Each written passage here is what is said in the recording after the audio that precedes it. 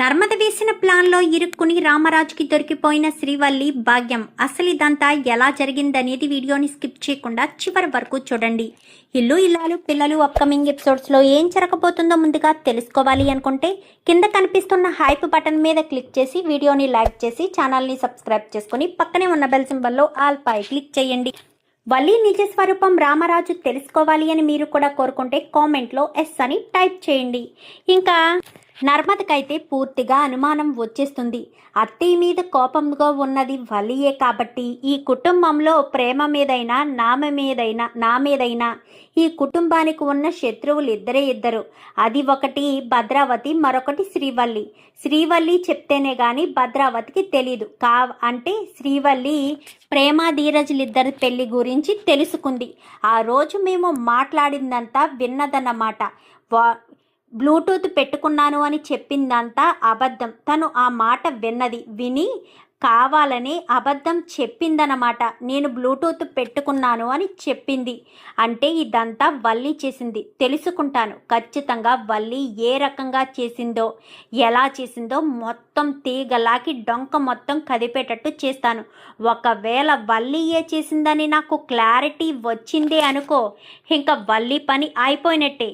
ఎందుకంటే ఇన్ని రోజులు వల్లిని క్షమించి వదిలేశానేమో, ప్రేమ జోలికి వస్తే మాత్రం అస్సలు ఊరుకోను. ప్రేమ ధీరజ్ని విడదీయడానికి కూడా వెనకాడలేదంటే దీన్ని ఇంట్లో ఉంచితే ఖచ్చితంగా నన్ను, సాగర్ని, అత్తయ్యని, మామయ్యని కూడా విడదీయడానికి వెనకాడని మనిషి. అంత ప్రేమించుకున్న వాళ్ళు, అంత ఇష్టంగా ఉంటున్న వాళ్ళు, ఒకరి రోజులు ఒకరు ఉండలేని పరిస్థితిలో ఉన్న వాళ్ళు ఇద్దరూ కూడా ఈ రకంగా చేస్తే ఖచ్చితంగా నేను వాళ్ళని కాపాడుకుని తీరాలి. వాళ్ళిద్దరిని నేను కలుపుతాను. వల్లి ఇది గురించి నేను ఎలా తెలుసుకోవాలో అలానే తెలుసుకుంటాను అని చెప్పి ఇంకా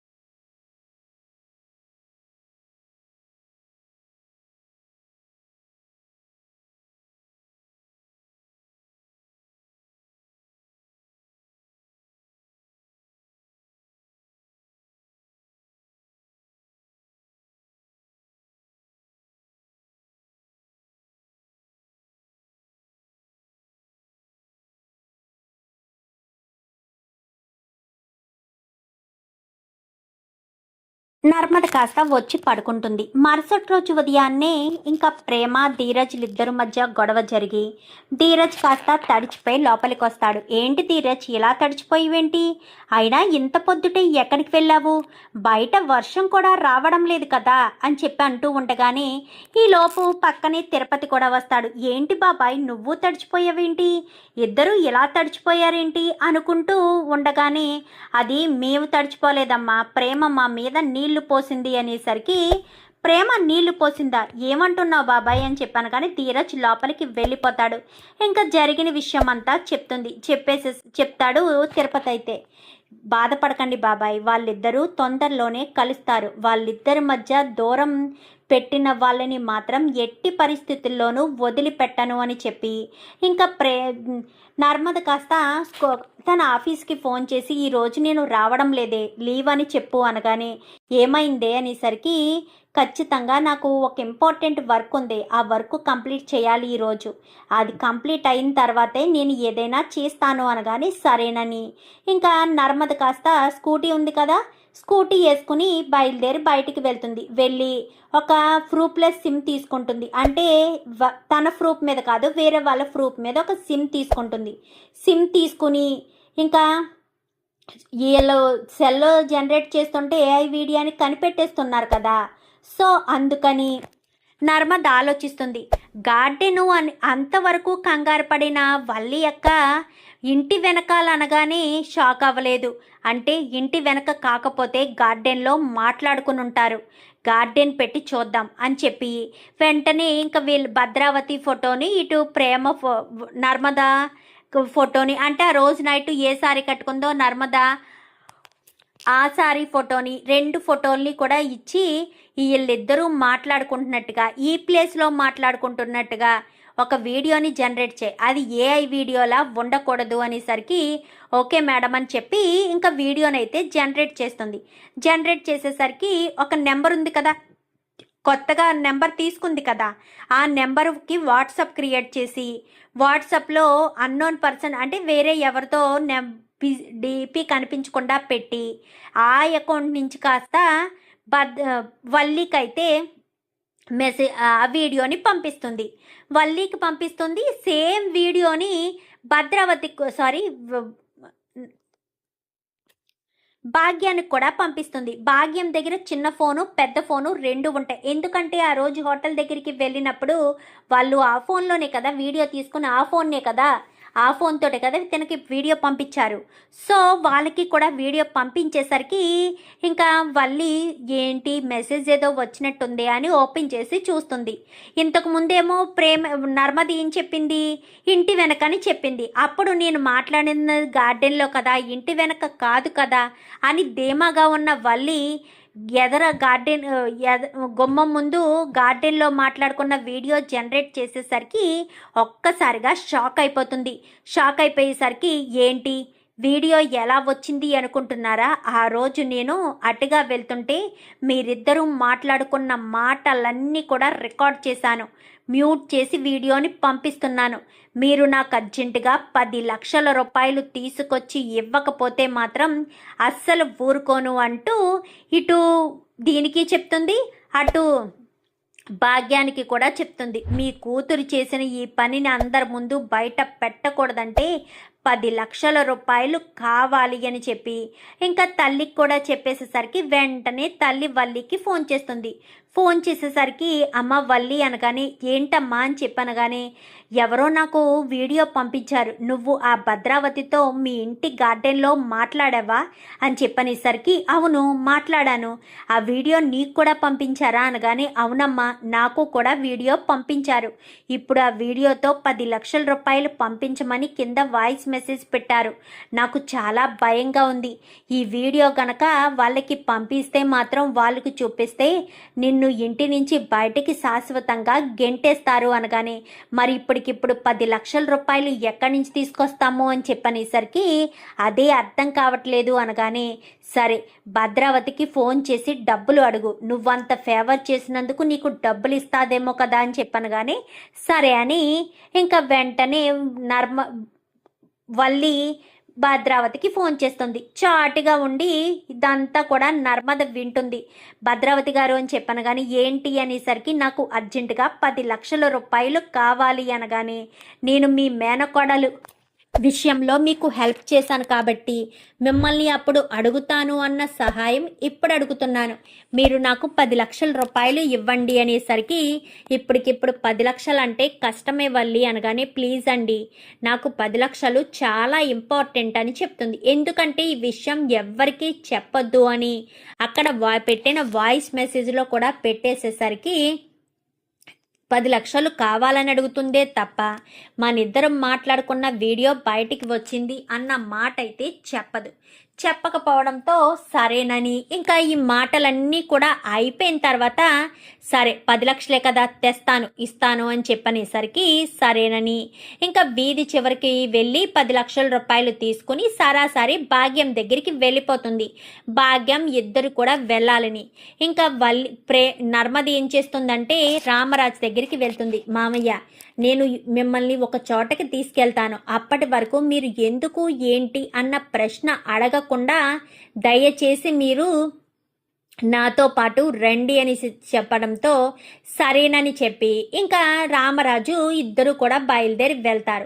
ఇంకా వీళ్ళిద్దరికీ ఆ అమ్మాయి అంటే నర్మద మళ్ళీ మెసేజ్ చేస్తుంది, పలానా చోటికి రండి మీ తల్లి కూతురులిద్దరూ కూడానని చెప్పాను. కానీ సరేనని అక్కడికి ఆల్రెడీ రామరాజుని తీసుకువెళ్ళిపోయి ఇంకా అక్కడ నిలబెట్టి మామయ్య గారు ఇక్కడే ఉండి జరుగుతున్న విషయం చూడండి అని చెప్పనేసరికి సరేనని ఇంకా ఏం చేస్తుంది నర్మద మరి నర్మదే వెళ్ళాలి కదా, వాళ్ళ గుట్టు బయట పెట్టాలి అంటే.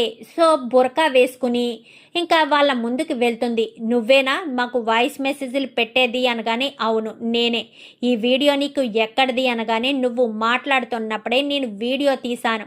అటుగా వెళ్తున్న నాకు ఇదేదో వ్యవహారంలా అనిపించే వీడియో తీసి నీకు మీ అమ్మకి పంపించాను అనేసరికి, అయినా నేను ఎవరితో మాట్లాడితే నీకెందుకే, నేను వాళ్ళిద్దరినీ విడగొడితే నీకెందుకు, వాళ్ళిద్దరినీ కలిపితే నీకెందుకు, వాళ్ళ వల్ల నాకు నా జీవితం నాశనం అయింది. ఇక్కడ వల్లి ఈ మాటలన్నీ చెప్పాల్సిన అవసరం లేదు, కానీ ఉక్రోషం కొలిది ఈ మాటలన్నీ చెప్తుంది. రామరాజు చాటుగా ఇవన్నీ కూడా వింటూ ఉంటాడు. వాళ్ళు నా జీవితాన్ని నాశనం చేశారు, అందుకోసమనే నేను కావాలని ఇలా చెయ్యాల్సిన పరిస్థితి వచ్చింది. నువ్వు నన్ను అర్థం చేసుకోకుండా ఎలా చేస్తున్నావు, ఇదిగో నువ్వు అడిగిన 10 లక్షలు ఆ వీడియో నాకు ఇచ్చేసేయనేసరికి, ఏ వీడియో అనగానే, నేను ఆ భద్రావతి గారు కలిసి ప్రేమ ధీరజులు విడిపోవడానికి వేసిన ప్లాన్ వీడియో నీ దగ్గర ఉంది కదా, ఆ వీడియోనే కదా నాకు పంపించావు, నాకు మా అమ్మకు ఆ వీడియో కావాలి అనేసరికి, అంటే ప్రేమ ధీరజులను నువ్వే విడదీసావా అనగానే, అవన్నీ నీకు అనవసరం, నీకు కావాల్సింది డబ్బే కదా, ఇదిగో 10 లక్షలు, ఈ 10 లక్షలు తీసుకొని ఆ వీడియో నాకు ఇచ్చేసేయని చెప్పి ఇంకా మాట్లాడేసరికి వెంటనే బురకా తీస్తుంది ఇంకా నర్మదైతే. ఒక్కసారిగా వల్లి షాక్ అయిపోతుంది. రామరాజు కూడా మామయ్య గారండి అని చెప్పి పిలవడంతో రామరాజు కూడా ముందుకి వస్తాడు. రావడంతో ఇంకా కోడల మీద చేయి చేసుకున్నది అన్న చెడ్డ పేరు ఉండకూడదు అన్న ఉద్దేశంతో ఇంకా రామరాజు పక్కనే ఉన్న భాగ్యం చెంప పగలగొడతాడు. భాగ్యం చెంప పగలగొట్టేసరికి ఒక్కసారిగా వల్లి షాక్ అయిపోతుంది. ఇప్పుడు చెప్పండి మామయ్య, ప్రేమ ధీరజులు విడిపోవడానికి కారణమైంది ఈవిడి ఆ భద్రావతి ఇద్దరు కలిసి ప్లాన్ చేసుకునే ఇంటికి వచ్చారు. ఈవిడ గారే ఆవిడికి ప్లాన్ చేసింది. ఇప్పుడు 10 లక్షలు కూడా భద్రావతిని అడిగే తీసుకుని వచ్చింది మామయ్య అని చెప్పి అనేసరికి, అది మామయ్య గారు అనేసరికి, మామయ్య గారు ఇదంతా ఎందుకు చేసిందో చెప్పనా, ఇక్కడ కాదు ఇంటికి వెళ్ళాకనే చెప్తాను రండి అంటూ ఇంకా వీళ్ళిద్దరూ వచ్చేసారు కదా, వీళ్ళిద్దరూ ఇంటికి వచ్చేస్తారు. ఇంటికి వచ్చేసేసరికి ఇంకా చందుకి అందరికీ ఫోన్లు చేసేస్తుంది.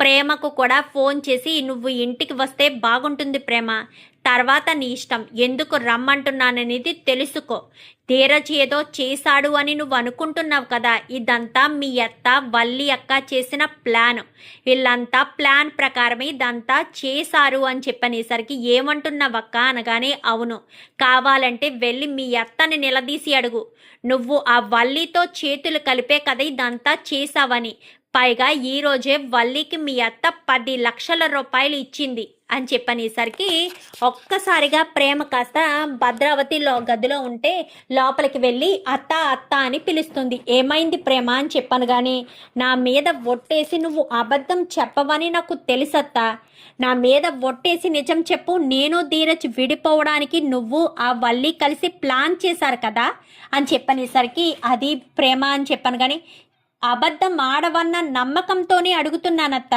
నా మీద ఒట్టేసి నువ్వు అబద్ధం చెప్పవు అన్న నమ్మకంతోటే నేను నిన్ను అడుగుతున్నాను, చెప్పత్తా అని చెప్పనేసరికి, అది అనగానే, ఎందుకత్తా నన్ను ధీరజ్ని విడతీయాలని చూస్తున్నావు, ధీరజ్ అంటే నాకు ఎంత ఇష్టమో నీకు తెలీదా, ధీరజ్ నాకు ఇష్టం లేకుండా నా మెడలో తాళి కట్టుండొచ్చత్తా, కానీ వాడంటే నాకు ప్రాణం, ఆ రోజు వాడు గనక తాళి కట్టకపోయి ఉంటే నేను నిజంగా ప్రాణాలతో ఉండేదాన్ని కాదు, మీకు చెప్పి మీ పర్మిషన్ తీసుకుని మీకు నన్ను అప్పగించే పరిస్థితి ఆ రోజు అక్కడ లేదత్తా, అంత అవకాశం కూడా లేదు, చిన్నత్త ఏదో కావాలని అవకాశాన్ని ఉపయోగించుకుని నన్ను ఆ ఇంటి కోడలుగా చేసుకోలేదు, నాలాగే తను కూడా ఒక ఆడపిల్లే అన్న ఉద్దేశంతోనే అత్త అలా ఆలోచించిందే తప్ప వేరే ఉద్దేశంతో కాదు.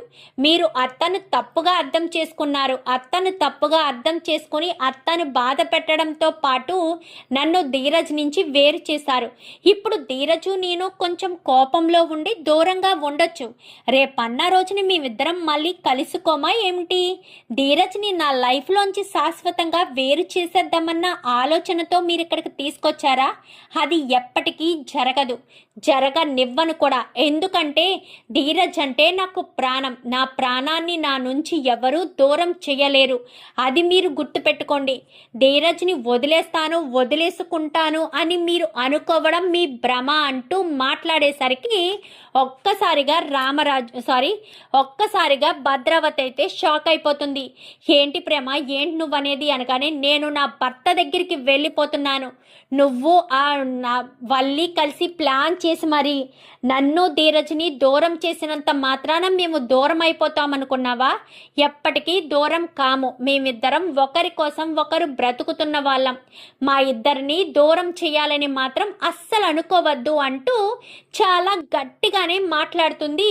ఇంకా ప్రేమ అయితే ప్రేమ ప్రేమ అంటూ ఎంత పిలుస్తున్నా కానీ ఆవేశంగా కిందకి వచ్చేస్తుంది. ఒరే సేన, ప్రేమని పట్టుకోరా అనగానే, నన్ను పట్టుకోవాలని ప్రయత్నం చేస్తారా? నన్ను పట్టుకోవాలని ప్రయత్నం చేస్తే నా భర్తను నా నుంచి దూరం చేస్తున్నారని నేను పోలీస్ కంప్లైంట్ ఇస్తాను అని చెప్పి ఇంకా ప్రేమ చెప్పడంతో ఒక్కసారిగా ఇటు భద్రావతి సేనాపతి షాక్ అవుతారు. శబాష్ మనవరాలా, నువ్వు నీ భర్తను చేరుకోవడానికి ఎంత మందినైనా ఎదిరించు. నువ్వు నీ భర్తతోనే కలిసి ఉండాలి. నీ భర్తే నీకు ముఖ్యం. మాలాంటి వాళ్ళు మధ్యలో వచ్చి మధ్యలో వెళ్ళిపోయినా కానీ నీ భర్తే నీకు ఆదర్శం. నీ భర్త నీకు ఉండాలి అని చెప్పి ఇంకా భ్రమరాంబ చెప్పేసేసరికి వాళ్ళ నానమ్మ చెప్పడంతో ఇంకా ప్రేమ కాస్త ఇంటికి వచ్చేస్తుంది. ప్రేమ ఇంటికి వచ్చేసరికి హాల్లో మీటింగ్ పెడతారు. మీటింగ్ పెట్టడంతో, రా ప్రేమ, నీ గురించే మాట్లాడుకుంటున్నాము. నువ్వు ధీరజ్ విడిపోవడానికి కారణం ఈ వల్లి అక్క అనేసరికి వల్లి చెంప పగలగొడుతుంది. ఇంకా ప్రేమ అయితే, నిన్ను సొంత అక్క అనుకున్నాం కదక్క, నువ్వు ఎన్ని తప్పులు చేసినా సర్లే, కాపురం నిలబెట్టుకోవడానికే కదా తప్పులు చేస్తుంది అని అనుకున్నాం. కానీ నేను నీకు మంచి చేయాలని చూసినా నువ్వు నా జీవితం నాశనం చేయాలని చూసావు. నన్ను ధీరజ్ని దూరం చేయాలని చూసావు. తప్పు చేసావక్క, చాలా పెద్ద తప్పు చేసావు. ఇంకా నేను ఆగనక్క, జరిగిన విషయాలన్నీ మామయ్య గారి ముందు పెట్టేస్తాను అని చెప్పనేసరికి, నువ్వే కాదు నేను ఆగను. అత్తయ్య నా దగ్గర మాట తీసుకుని ఊరుకున్నా, నా చెల్లెల్లాంటి ప్రేమ జోలికి వస్తే మాత్రం చూస్తూ ఊరుకుంటానా? అస్సలు ఊరుకోను. ప్రేమ జోలికి వచ్చినందుకే నీకు ఇలాంటి శిక్ష పడుతుంది. మామయ్య గారండి, మీరంతా అనుకుంటున్నట్టు వల్లి యొక్క కోటేశ్వరరాలు కానే కాదు. అలా అని తను ఎంఏ ఇంగ్లీష్ చదివిన అమ్మాయి కూడా కాదు. కేవలం 7th క్లాస్ వరకు మాత్రమే చదివింది. మిమ్మల్ని మోసం చేసింది మామయ్య గారు అని చెప్పి ఇంకా నర్మద చెప్పేసేసరికి, ఏమంటున్నావు నర్మద అనగానే, అవును నాన్న, వల్లి ఎంఏ ఇంగ్లీష్ చదవలేదు, కేవలం 7th క్లాస్ వరకే చదివింది. ఆ సర్టిఫికెట్స్ కూడా డూప్లికేట్ సర్టిఫికెట్స్. స్కూల్లోకి వెళ్తే ఆ ప్రిన్సిపలే ఆ సర్టిఫికెట్స్ నా మొహాన కొట్టి, మీ ఆవిడ ఇంత పెద్ద మోసం చేస్తే నీకు తెలియకుండా ఉంటుందా అని నన్నే చీకొట్టినట్టుగా మాట్లాడారు. అంతేకాదు మామయ్య గారు, అప్పుడు నా నగలు దొంగతనం చేసింది తిరుపతి బాబాయ్ అని, తిరుపతి బాబాయిని మీరు చాలా ఇబ్బంది పెట్టి కొట్టారు. నిజానికి తిరుపతి బాబాయ్ ఏ తప్పు చేయలేదు. అదంతా చేసింది, ఆ నగలన్నీ కూడా దొంగతనం చేసింది వల్లి అక్క. ఎందుకంటే వాళ్ళు కోటీశ్వర్లు కాదు కాబట్టి. బంగారపు నగలు లేవు అనే పేరు లేకుండా ఉండడం కోసం నా నగలు దొంగతనం చేసి అవే తన నగలు అంటూ నిరూపించుకోవడానికి ప్రయత్నం చేసింది. అంతేకాదు ఇంకా ఎన్నో ఎన్నో కుట్రలు చేసింది. మన అమూల్య జీవితం ఇలా అయిపోవడానికి కారణం వల్లియే నాన్న అని చెప్పనేసరికి, ఏమంటున్నావురా అని చెప్పాను. కానీ అవును నాన్న అంటూ అమూల్య వస్తుంది. అవును నాన్న, నా జీవితం ఎలా అవ్వడానికి కారణం వల్లి వదినే నాకు విశ్వకు మధ్య ప్రేమాయణం నడిపించాడు. అంతేకాదు ఇప్పుడు నడిపించింది. అంతేకాదు ఇప్పుడు మళ్ళీ నా ఇద్దరిని కలపడానికి ప్రయత్నం చేస్తుంది అని చెప్పనేసరికి, అంతేకాదు మామయ్య గారు, కడుపు నాటకం ఆడి ఇంట్లో అడుగు పెట్టింది కూడా వల్లి అక్క కావాలనే చేసింది. కడుపు నాటకంతో ఇంటి నుంచి వెళ్ళిపోమని చెప్పిన పెద్ద బావగారి మాట లెక్క చేయకుండా కడుపు అని చెప్పి నాటకం ఆడి అబద్ధాలు చెప్పి మోసాలు చేసి ఇంట్లో అడుగు పెట్టింది. తీరా మోసి కడుపు విషయం ఎక్కడ మేము బయట పెట్టేస్తామేమోనన్న భయంతో కావాలని కడుపు విషయం బయట పెట్టకుండా కడుపు పోయింది అని నాటకమాడింది. ఇన్ని మోసాలు ఇన్ని చేసినందుకు గాను వాళ్ళమ్మ వాళ్ళని నిలదీసి అడిగితే నూతిలో దూకి తన ప్రాణాలు తీసుకోవాలని నాటకమాడి ఇంట్లో అడుగుపెట్టింది. ఇంట్లో అడుగుపెట్టిన మనిషి ఎలా ఉండాలి మామయ్య గారు? ఇన్ని మోసాలు ఇన్ని కుట్రలు చేస్తూ ఉండడం భావ్యమేనా? ఇంత కుట్ర చేసి ఇన్ని మోసాలు చేస్తే ఎలా కుదురుతుందనుకున్నారు? ఇంత దారుణంగా ఈ రకంగా మోసాలు చేసి కుట్రలు చేస్తూ ఉంటే ఇంకా క్షమించాలా మావయ్య? ఈవిడ గురించి మీ దగ్గర దాచిపెట్టి ఇంకా మేము తప్పు చేయలేం మావయ్య. అందుకే చెప్పాము, తోటి కోడళ్ళమైనా సరే అక్క చెల్లెల్లా ఉండాలని ఎన్నోసార్లు మేము ప్రయత్నించినా ప్రతిసారి కూడా మా నమ్మకాన్ని వమ్ము చేస్తూనే వచ్చింది వల్లి అక్క. ఎన్నిసార్లు చెప్పామో, అక్క మనం ఈ ఇంటికి కోడళ్ళుగా వచ్చాము, మనం ఈ ఇంటి గౌరవాన్ని కాపాడాలి, నువ్వు మీ అమ్మ మాటలు విని ఎలాంటి కుట్రలు కుతంత్రాలు చేస్తే కుదరదు అని ఎన్నిసార్లు చెప్పినా ఎన్ని రకాలుగా మారమని చెప్పినా తను మాత్రం అస్సలు వినలేదు మామయ్య గారు అంటూ మొత్తం విషయం అంతా కూడా చెప్పేసేసరికి ఇంకా ఏం చేయాలో అర్థం కాక నర్మదా వల్లి తను సంజయ్షి ఇవ్వడానికి కూడా అవకాశం లేదు. ఎందుకంటే అడ్డంగా దొరికిపోయింది కదా. ఏమని సంజయ్షి ఇస్తుంది? ఇంతకు ముందు ఆల్రెడీ ఒకరిద్దరికి సంజయ్షి ఇవ్వడానికి అవకాశం ఉంది. ఇప్పుడు ఇంట్లో వాళ్ళందరికీ వల్లి గురించి తెలుసు. ఎటొచ్చి తెలియని వ్యక్తి ఎవరు? రామరాజు మాత్రమే. రామరాజుకి మాత్రమే వల్లి గురించి తెలీదు. ఇప్పుడు ఇంతమంది చెప్తున్నారు. అమూల్య చెప్తుంది, చందు చెప్తున్నాడు, ప్రేమ చెప్తుంది, నర్మద చెప్తుంది. ఇంతమంది చెప్పిన తర్వాత రామరాజు నమ్మకుండా ఎలా ఉంటాడు?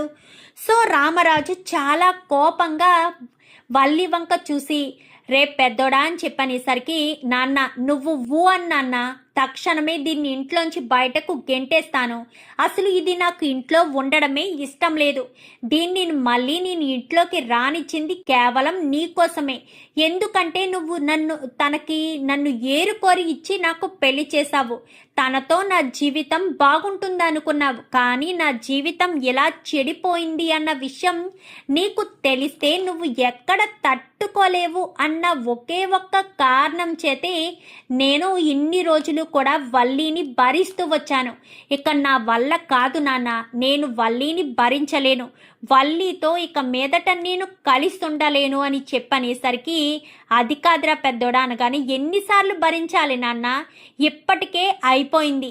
సరే అయ్యింది కదా, కడుపుతో ఉంది కదా అని ఇంటికి వచ్చినప్పుడు కూడా చెప్పాను, కడుపు విషయంలో ఏదైనా తేడా వస్తే అని. అయినా సరే నా మాట లెక్కే లేదు నాన్న. అసలు దీని కాపురం ఏమైపోతుంది అన్న ఆలోచన కూడా లేకుండానే కడుపు విషయంలో అబద్ధం చెప్పేసింది. సరే అది అయిపోయింది, కడుపు విషయం కూడా అయిపోయింది. అయినా సరే క్షమించి మళ్ళీ మరొక అవకాశం ఇచ్చి అందరూ ఇంట్లో వాళ్ళందరూ కూడా నాకు నచ్చ చెప్పి ఇంట్లోకి తీసుకొచ్చి పెట్టినది ఎలా ఉండాలి నాన్న? ఏ రకంగా ఉండాలి? ఇలాగేనా? తమ్ముడు మరదలు ఇద్దరు ఎంతో ఇష్టంగా ఉంటున్నారు. వాళ్ళ పెళ్ళి ఎలాంటి సందర్భంలో అయినా కానివ్వు, అదంతా పక్కన పెట్టేసే. ఇప్పుడైతే వాళ్ళు పెళ్లి చేసుకొని చాలా హ్యాపీగా ఉన్నారు కదా. మరి వాళ్ళని విడగొట్టడం వల్ల తినకొచ్చే లాభం ఏంటి? అంటే పైశాచికత్వమా, రాక్షసానందమా? ఎదుటి వాళ్ళు విడిపోయి ఎదుటి వాళ్ళు బాధపడుతూ ఉంటే అప్పుడు మన ముఖంలో సంతోషం కనబడుతుందా? చాలా తప్పు కదా నాన్న అలా సంతోషాన్ని వెతుక్కోవడం. అది ఎంత పెద్ద పొరపాటు, ఎంత పెద్ద దారుణమైన విషయం అది అని చెప్పి ఇంకా రామరాజు ముందు చందు అనేసరికి, అది కాదురా పెద్దోడా అనగాని, వద్దు నాన్న, ఇంకా దీని మాటలైతే నేను వినలేను. దీనితో కలిసి నేను కాపరం చేయలేను. ఇది నాకు అవసరమే లేదు. దీని గురించి నేను ఆలోచించను. ఇది అస్సలు నాకు వద్దే వద్దు అంటూ ఇంకా దీనితో కలిసి ఉండే ఆలోచన నాకు లేదు నాన్న. లేదు, తనే మీకు కోడలిగా కావాలి అనుకుంటే తన ఇంట్లోనే ఉంచుకోండి. నేను రైస్ మిల్లోనే ఉంటాను. తనతో కలిసి ఇంట్లో ఉండడం నా వల్ల కాదు. తనతో కలిసి కాపురం చేయడం నా వల్ల కానే కాదు నాన్న, దయచేసి నన్ను అర్థం చేసుకోండి అంటూ ఇంకా చెప్పేసేసరికి అది కాదురా పెద్దోడా అని చెప్పాను కానీ ప్లీజ్ నాన్న అంటూ చందు బయటికి వెళ్ళిపోతాడు. వల్లి ఏడ్చుకుంటూ ఉండిపోతుంది. ఇది నువ్వు చేసుకున్నదే వల్లి, నువ్వు చేతులారా నీ జీవితాన్ని నాశనం చేసుకుంటున్నావు. ఎవరి మీద కోపంతో ఎవరి మీద కక్షతో నీ జీవితాన్ని నాశనం చేసుకుంటున్నావో అర్థం కావట్లేదు. ప్రేమ ధీరజుల్ని విడదీయాలని నువ్వు చూసావు, ఇంకా ఇంకా నీ కాపురంలో నిప్పులు పోసుకున్నావు అంటూ ఇంకా బుజ్జమ్మ, నర్మద, ఇటు ప్రేమ అందరూ కూడా చెప్తారు. చూద్దాం మరి రాబోయే ఎపిసోడ్స్లో ఇలాగే జరగాలని మీరు కూడా కోరుకుంటే కామెంట్లో ఎస్ అని టైప్ చేసి ఇంకా వల్లి గురించి ఇంకెన్ని విషయాలు బయటపడాలని కోరుకుంటున్నారో వీడియో నచ్చితే లైక్ చేసి ఛానల్ని సబ్స్క్రైబ్ చేసుకుని పక్కనే ఉన్న బెల్ సింబల్లో ఆల్ పై క్లిక్ చేయండి. Thank you for watching.